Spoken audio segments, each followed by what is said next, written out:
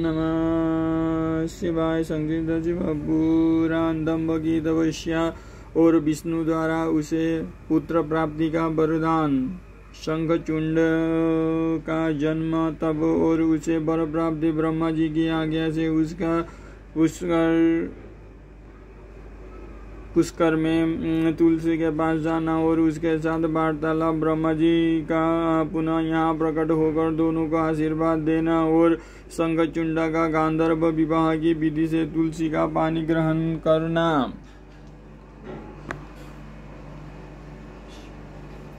तदनंतर जलंधर की उत्पत्ति से लेकर उसके वध तक का प्रसंग सुनाकर सनत कुमार जी ने कहा, मुने अब शंभु का दूसरा चरित्र प्रेम पूर्वक श्रवण करो। उसके सुनने मात्र से शिव भक्ति सुदृढ़ हो जाती है। व्यासी शंखचूंड नामक एक महावीर दानव था जो दो देवों के लिए कष्टक स्वरूप था। उसे शिवजी ने रण के मुहाने पर त्रिशूल से मार डाला था। शिवजी का यह दिव्य चरित्र परम पावन तथा पापनाशक है। तुम पर अधिक स्नेह होने के कारण मैं उसका वर्णन करता हूँ, तुम प्रेम पूर्वक उसे श्रवण करो। ब्रह्मा के पुत्र जो महर्षि मरीचि थे, उनके पुत्र कच्छप हुए। ये मननशील धर्मिष्ठ सृष्टिकर्ता विद्या संपन्न तथा प्रजापति थे। दक्ष ने प्रसन्न होकर आपने 13 कन्याओं का विवाह इनके साथ कर दिया। उनकी संतानों का इतना अधिक विस्तार हुआ कि उसका वर्णन करना कठिन है। उन कच्छप पत्नियों में एक का नाम दनु था। वे श्रेष्ठ सुंदरी तथा महारूपवती थी। उस साध्वी का सौभाग्य बड़ा हुआ था। मुने उस दनु के बहुत से महाबली पुत्र उत्पन्न हुए। विस्तार भय से उनके नाम नहीं गिनाए जा सकते हैं। उनमें एक का नाम विप्रचित्ति था जो महान बल पराक्रम से संपन्न था। उसका पुत्र दंभ हुआ जो जितेंद्रिय धार्मिक तथा विष्णु भक्त था। जब उसके कोई पुत्र नहीं हुआ तब उस वीर को चिंता व्याप्त हो गई। उसने शुक्राचार्य को गुरु बनाकर उनसे श्री कृष्ण मंत्र प्राप्त किया और पुष्कर में जाकर घोर तप करना आरंभ किया। यह सुदृढ़ आसन लगाकर कृपा मंत्र का जप करते हुए उसके 1 लाख वर्ष बीत गए। तब उस तपस्वी के मस्तक से एक जाज्वल्यमान तेज निकलकर सर्वत्र व्याप्त हो गया। वो तेज इतना दुस्सह था कि उसके संपूर्ण देवता मुनि तथा मनु संतप्त हो उठे। तब वे इंद्र की अगुआ बनाकर ब्रह्मा के शरणबद्ध हुआ। वहाँ उन्होंने संपूर्ण संपत्तियों के दाता विधाता को प्रणाम करके उनकी स्तुति की और फिर विशेष रूप से व्याकुल होकर अपना सारा वृत्तांत उससे कहा सुनाया।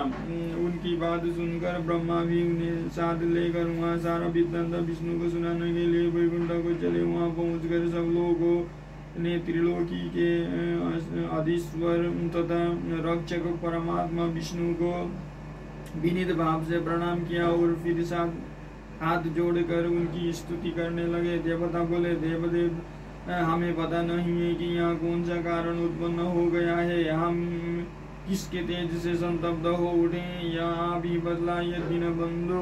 आपने दुखी सेवकों को रक्षक तो आप ही हैं। अब शरणदाता रमानाथ हम शरणगतों की रक्षा कीजिए। सनत कुमार जी कहते हैं, मुने ब्रह्मा आदि देवताओं के वचनों को सुनकर शरणगत वत्सल भगवान विष्णु मुस्कुराए और प्रेम पूर्वक बोले। विष्णु ने कहा, अमरो शांत रहो, घबराओ मत, भयभीत ना हो, कोई उलट पलट नहीं होगा क्योंकि अभी प्रलय का समय नहीं आया। यह तेज तो दंभ नामक दानव का है जो मेरा भक्त है और पुत्र की कामना से दम कर रहा है। मैं उसे वरदान देकर शांत कर दूंगा। सनत कुमार जी कहते हैं, मुने भगवान विष्णु के योग कहने पर ब्रह्मा आदि देवताओं की व्यग्रता जाती रही। हुए सभी धैर्य धारण करके अपने अपने धाम को लौट गए। इधर भगवान अच्युत भी वर प्रदान करने के लिए पुष्कर को चले पड़े। जहाँ वो दंभ नामक दानव तप कर रहा था, वहाँ पहुंचकर श्री हरि ने अपने मंत्र का जप करने वाले भक्त दंभ को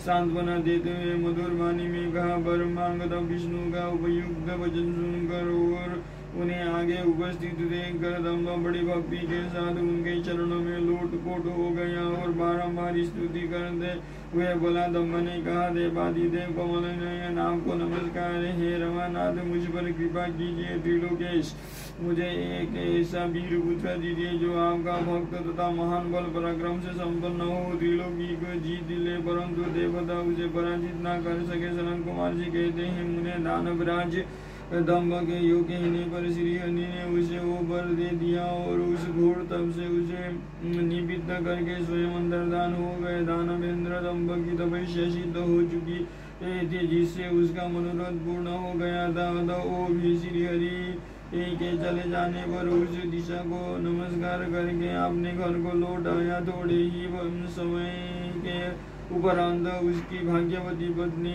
गर्भवती हो गई। वो अपने तेज से घर के भीतरी भाग को प्रकाशित करती हुई शोभा पाने लगी। मुने, श्री कृष्ण के पार्षदों का अग्रही जो सुदामा नामक गोप था, जिसे राधा जी ने शाप दे दिया था, वही उसके गर्भ से प्रविष्ट हुआ था। तदनंतर समय आने पर स्वाध्वी दम्भ पत्नी ने एक तेजस्वी बालक को जन्म दिया। तब पिता ने बहुत से मुनि ईश्वरों को बुलाकर उसका विधि पूर्वक जात कर्म आदि संस्कार संपन्न किया। द्विजत्व उस पुत्र के उत्पन्न होने पर बहुत बड़ा उत्सव मनाया गया। फिर शुभ दिन आने पर पिता ने उस बालक का शंखचूड़ ऐसा नामकरण किया। वो अपने पिता के घर में शुक्ल पक्ष के चंद्रमा की भांति बढ़ने लगा। वो अत्यंत तेजस्वी था, अतः उसने बचपन में ही सारी विद्याएं सीख ली। वो नित्य बाल क्रिया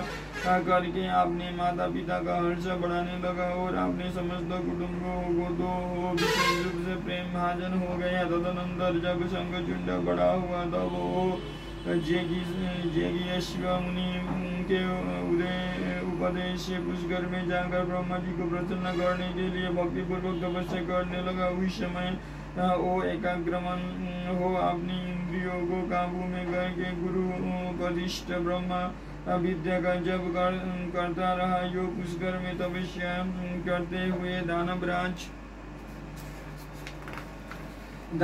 शंखचूड़ को वर देने के लिए लोक गुरु एवं ऐश्वर्यशाली ब्रह्मा शीघ्र ही वहां पधारे और उस दानवेंद्र को बोले, वर मांग। ब्रह्मा जी को देकर उसने अत्यंत नम्रता से उसे अभिवादन किया और फिर उत्तम वाणी से उसकी स्तुति की। तत्पश्चात उसने ब्रह्मा से वर मांगते हुए कहा, भगवत मैं देवताओं के लिए अजय हो जाऊं। जब ब्रह्मा जी परम प्रसन्न होकर बोले, तथास्तु ऐसा ही हो। फिर उन्होंने शंखचूड़ को दिव्य श्री कृष्ण कवच प्रदान किया, जो जगत के संपूर्ण मंगलों का भी मंगल और सर्वत्र विजय प्रदान करने वाला है। तदनंतर ब्रह्मा जी ने उसे आज्ञा दी कि तुम बदरी वन को जाओ, वहीं धर्मध्वज की कन्या तुलसी सकाम भाव से तपस्या कर रही है, तुम उसके साथ विवाह कर लो। यह कहकर ब्रह्मा जी उसी क्षण उसके सामने ही तुरंत अंतर्ध्यान हो गए। तब सिद्ध शंखचूड़ ने भी,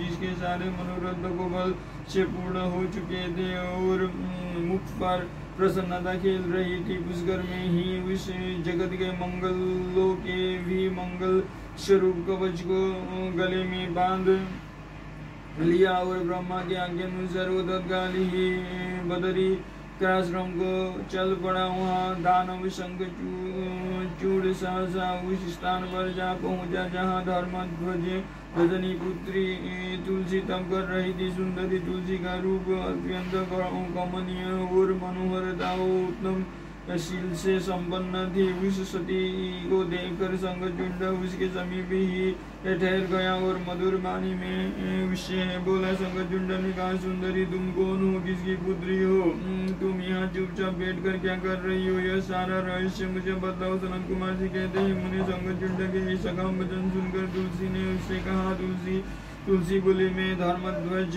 की तपस्विनी कन्या हूँ और यहाँ तपोवन में तप कर रही हूँ। आप कौन है? सुखपूर्वक आपने अभिष्ट स्थान को चले जाइए, क्योंकि नारी जाति ब्रह्मा आदि को भी मोह में ढाल देने वाली होती है। यह विषतुल्य निंदनीय दोष उत्पन्न करने वाली माया रूपिणी तथा विचारशाली को भी श्रृंखला के समान जकड़ लेने वाली होती है। सनत कुमार जी कहते हैं, महर्षि तुलसी जब इस प्रकार रस भरी बातें कहकर चुप हो गई तब उसे मुस्कुराती देखकर शंखचूंड ने भी कहना आरंभ किया। शंखचूंड बोले, देवी तुमने जो बात कही है वह सारी की सारी मिथ्या हो, ऐसी बात नहीं है। उसमें कुछ सत्य है और कुछ असत्य भी। उसका विवरण मुझसे सुनो।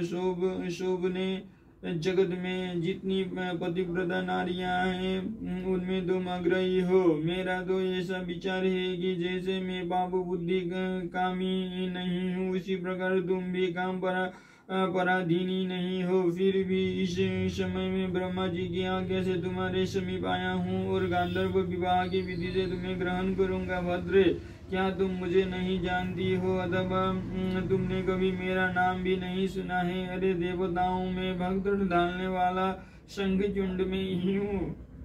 मैं धनु का वंशज तथा दंभ नामक दानव का पुत्र हूँ। पूर्व काल में मैं श्री हरि का पार्षद था। मेरा नाम सुदामा गोप था।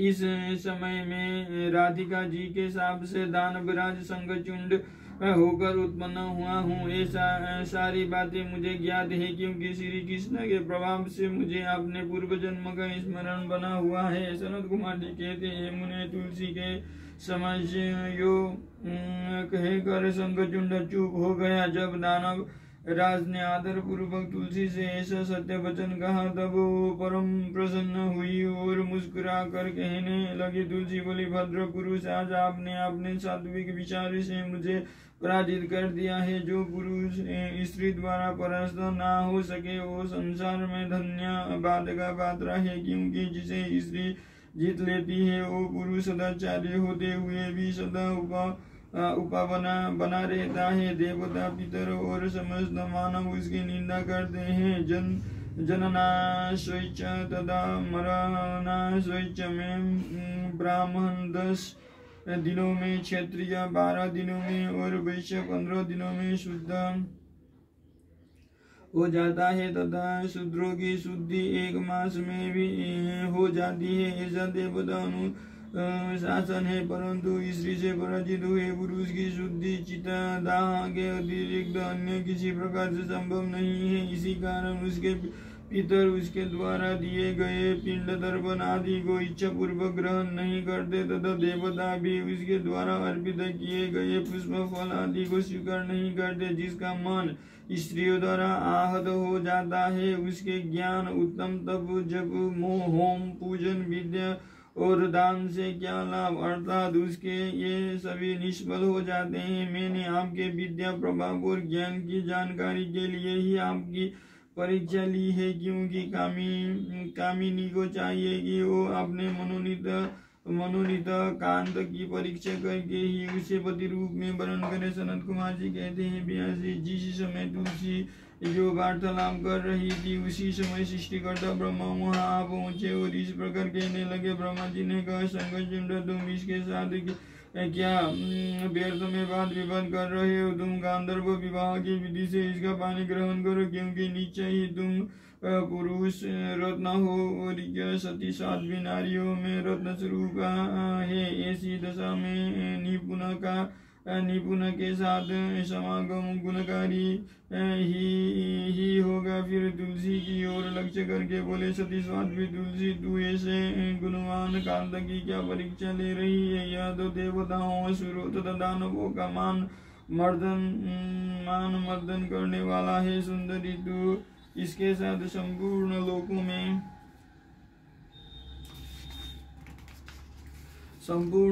में सर्वदा उत्तम स्थानों पर चिरकाल तक यथेष्ट विहार कर। शरीरांत होने पर यह पुनः गोलोक में श्री कृष्ण को ही प्राप्त होगा और इसकी मृत्यु तो हो जाने पर तू भी वैकुंठ में चतुर्भुज भगवान को प्राप्त करेगी। सनत कुमार जी कहते हैं, मुने इस प्रकार आशीर्वाद देकर ब्रह्मा अपने धाम को चले गए। तब दानव शंखचूंड ने गांधर्व विवाह की विधि से तुलसी का पानी ग्रहण किया। ये वो तुलसी के साथ विवाह करके वो अपने पिता के स्थान को चला गया और मनोरम भवन मैं उस रमणी के साथ विहार करने लगा।